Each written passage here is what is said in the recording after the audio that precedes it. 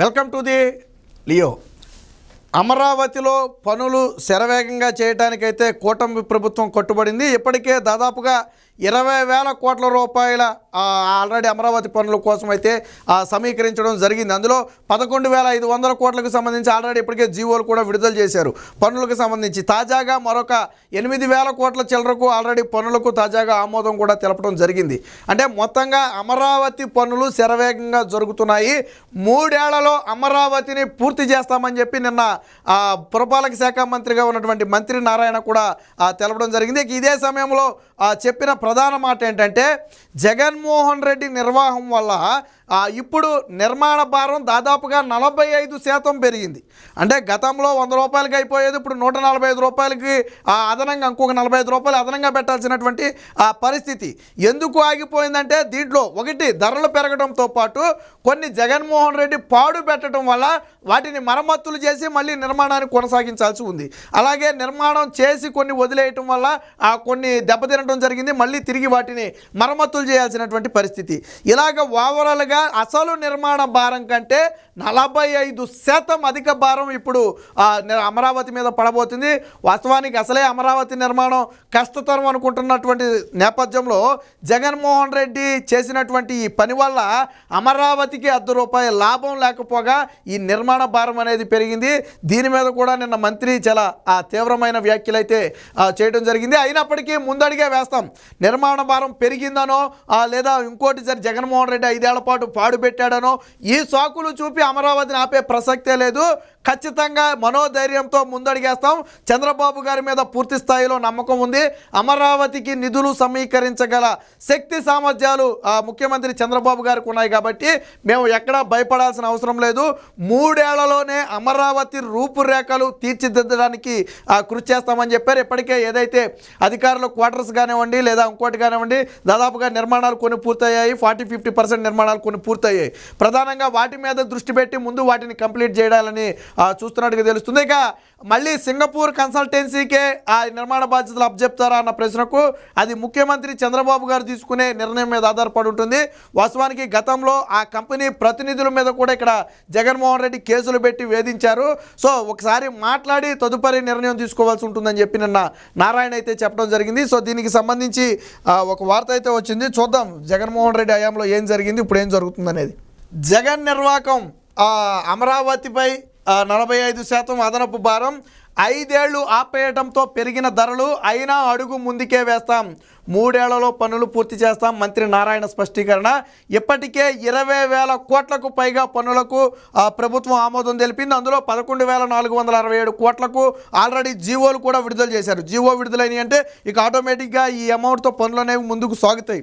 So CRDA భేటీలో మరొక 8,800 కోట్లకు 21 కోట్లకు అంటే దాదాపుగా 9,000 కోట్లకైతే మళ్ళీ పనులకు కూడా ఓకే చెప్పడం జరిగింది. అంటే అమరావతి పనులకు శరవేగంగా నిధులు కేటాయించడంతో పాటు దానికి సంబంధించి జీవోలను విడుదల చేయటం, సంబంధిత సంస్థలకు ఈ కాంట్రాక్ట్లు ఇవ్వటం అయితే జరుగుతుంది.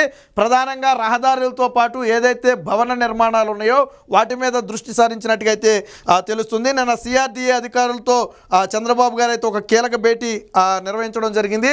ఎట్టి పరిస్థితుల్లో అమరావతి అనుకున్న సమయానికి రూపురేఖలు తీర్చిదిద్దాలి. ఎందుకంటే మళ్ళీ జగన్మోహన్ రెడ్డి లాంటి వ్యక్తి వస్తే మళ్ళీ అమరావతి ఇబ్బంది పాలవకూడదు. గతంలో 5 ఏళ్లలో ఎందుకు లేట్ అయ్యింది అంటే దాదాపు 3.5 ఏళ్ల పాటు అమరావతిలో భూసేకరణకే సమయం పట్టింది. జగన్మోహన్ రెడ్డి సహకరించకపోగా నాడు రైతులను రెచ్చగొట్టి భూమి ఇవ్వకుండా అడ్డుకునే ప్రయత్నం చేయటం, గ్రీన్ ట్రిబ్యునల్కి వెళ్ళిపోయి దాంట్లో కేసులు వేయటం, అనుమతులు రాకుండా చేయడం, ఇలాగే రకరకాలుగా జగన్మోహన్ రెడ్డి అడ్డుకున్నాడు. సరే మొత్తానికి చివరి ఏడాది నాటికి సేకరించి పనులు ప్రారంభించి దాదాపుగా అన్ని నిర్మాణాలు ప్రారంభించి ఐఏఎస్ ఐపీఎస్ క్వార్టర్స్తో పాటు ఎమ్మెల్యే ఎంపీల క్వార్టర్లకు సంబంధించి దాదాపుగా బిల్డింగ్స్ అన్ని పూర్తయిపోయాయి. నిర్మాణం మొత్తం పూర్తయిపోయింది. ఇంటీరియర్ ఒక్కటే మిగిలింది. అలాంటి సమయంలో ప్రభుత్వం మారిన తర్వాత ఏం జరిగిందో మనకు తెలుసు. ₹1 కూడా జగన్మోహన్ రెడ్డి అమరావతికి కేటాయించలేదు. కేటాయించకపోగా రైతులకు చెల్లించాల్సిన కౌలు కూడా చెల్లించకుండా ఇబ్బంది పెడితే రైతులు మళ్ళీ కోర్టుకెళ్ళి ఆ కౌలు కూడా తెచ్చుకోవాల్సినటువంటి ఆ పరిస్థితి. బట్ కూటమి ప్రభుత్వం రాగానే జగన్మోహన్ రెడ్డి బకాయి పెట్టిన కౌలుతో పాటు వాస్తవంగా చెల్లించాల్సిన కౌలును కూడా కూటమి ప్రభుత్వం చెల్లించడం జరిగింది. రైతుల ఉసురు, ముఖ్యంగా మహిళల ఉసురు పోసుకున్న ఏ ప్రభుత్వం కూడా నిలబడినట్టు చరిత్రలో లేదు. నేను గతంలో కూడా అనేక సందర్భాల్లో ఈ వీడియోలో కూడా చెప్పా, ఇంతమంది మహిళలను మనోవేదనకు గురి చేస్తే ఖచ్చితంగా అది వాళ్ళకి మంచిది కాదు. జగన్మోహన్ రెడ్డి దాదాపు 4.5 ఏళ్ల పాటు అమరావతి రైతులను ఏడిపిస్తూనే ఉన్నాడు, అమరావతి మహిళా రైతులను ఏడిపిస్తూనే ఉన్నాడు. ఫలితం చూసాం మనం, ఎంత దారుణమైన పరాజయాన్ని జగన్మోహన్ రెడ్డి చూచాడంటే ఆంధ్రాలో తల ఎత్తుకోలేక వెళ్ళి బెంగళూరు ప్యాలెస్లో పడుకునే పరిస్థితి. 20వ 21వ మన బెంగళూరు వెళ్ళాడు ఆల్రెడీ ఈ 6 నెలల్లోనే. అంటే నెలకి 2 నుంచి 3 సార్లు బెంగళూరు పారిపోవాల్సిన పరిస్థితి. అంత దారుణమైన పని వచ్చింది. సరే, ఇక అసలు విషయానికి వస్తే వైఎస్ జగన్ నిర్వాహకంతో అమరావతిపై పెనుభారం పడుతుంది. రాజధాని నిర్మాణానికి ఏకంగా 45% పెరిగినట్లు అంచనా. నాడు శరవేగంగా యుద్ధ ప్రాతిపదికన కొనసాగుతున్న రాజధాని పనులకు జగన్ ఒక్కసారిగా ఆపేశారు. తర్వాత 3 ముక్కలాటతో అమరావతిని అటకెక్కించారు. ఇప్పుడు అవే పనులు పూర్తి చేయడానికి భారీగా అదనపు ఖర్చులు చేయాల్సి వస్తుందని పురపాలక పట్టణాభివృద్ధి శాఖ మంత్రి నారాయణ అయితే తెలపడం జరిగింది.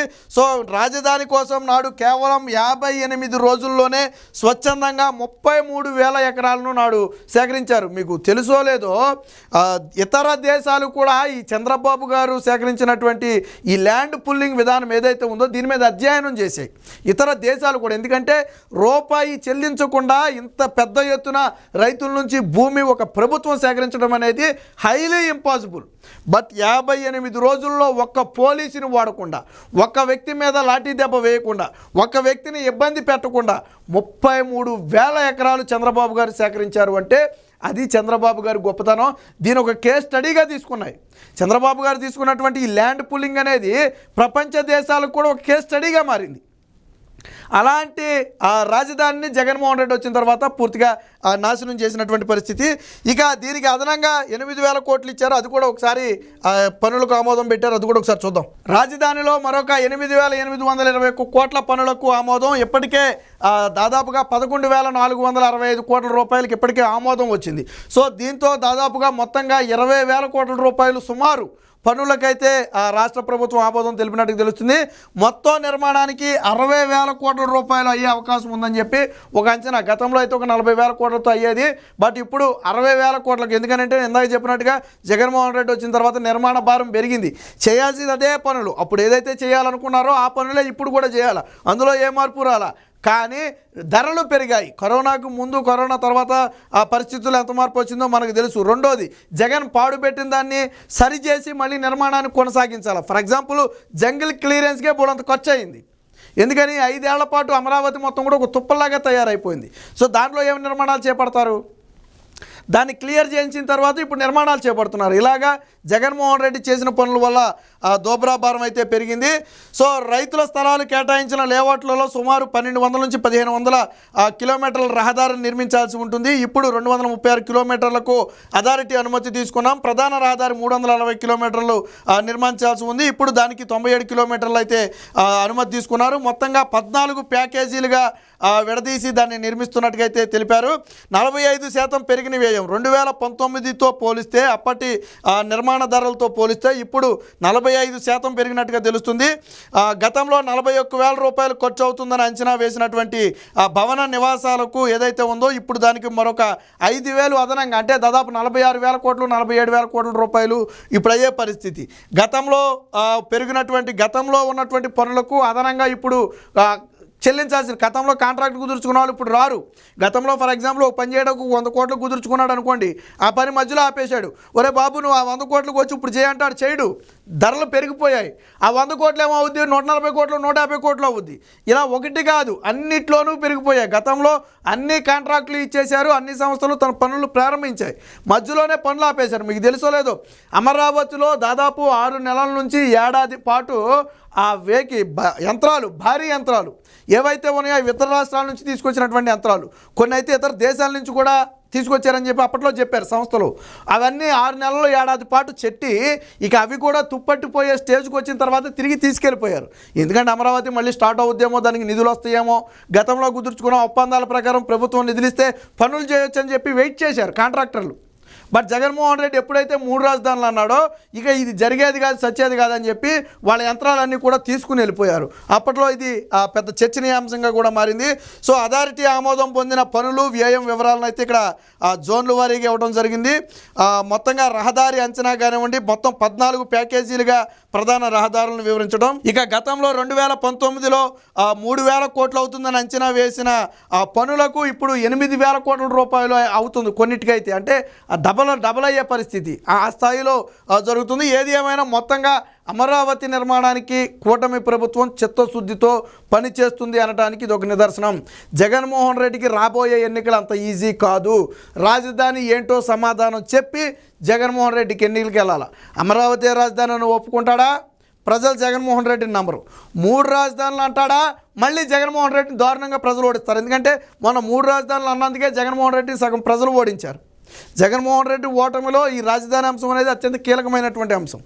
మరి జగన్మోహన్ రెడ్డి 3 రాజధానులు కట్టుబడి ఉంటాడా? అమరావతికి ఓకే చెప్తాడా? అమరావతికి ఓకే చెప్పినా ప్రజలు నమ్మరు. ఎందుకంటే 2019 ఎన్నికలకు ముందు నేను అమరావతిలోనే ఇల్లు కట్టుకున్నా, నేను ఇక్కడే ఉంటానని చెప్పి మోసం చేసి ఓట్లు వేయించుకున్నాడు. తర్వాత ఏం చేశాడు? ప్లేట్ ఫిరాయించాడు. కాబట్టి ఇప్పుడు అమరావతి రాజధాని అంటే ప్రజలు నమ్మే పరిస్థితి లేదు. 3 రాజధానులు అంటే ప్రజలు యాక్సెప్ట్ చేసే పరిస్థితి లేదు. కాబట్టి రాబోయే ఎన్నికలు ఖచ్చితంగా జగన్మోహన్ రెడ్డికి కత్తి మీద సోమ లాంటివే. ఏది ఏమైనా కూటమి ప్రభుత్వం అమరావతి నిర్మాణాన్ని శరవేగంగా పూర్తి చేస్తుందని రాష్ట్ర ప్రజలైతే నమ్ముతున్నారు.